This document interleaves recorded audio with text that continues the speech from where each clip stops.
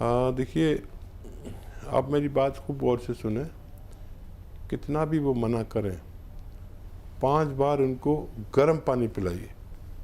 5 बार खूब गर्म पानी उनको पिलाइए, जितना जैसे चाय पीते हैं ना, चाय मांगे तो पानी दें, और उनसे कहें कि जैसे चाय होती है गर्म, वैसा पानी चुस्कियाँ ले लेके पिए।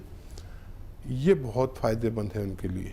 और एक दवा आती है माजून आर केयर, 5-7 महीने लगातार खिलाएं, सुबह निहार मुँह यानी खाली पेट और रात को सोते समय। और खट्टी चीज़ों के शौकीन है तो बिल्कुल अंकुश लगा दीजिए उनको 5-7 महीने के लिए, फिर चाहे कितनी खिलाना। अगर ये और वो दवा भी लेते हैं ना, जो लेते हैं, धीरे धीरे वो कम होगी, धीरे धीरे उनको फ़ायदा होगा।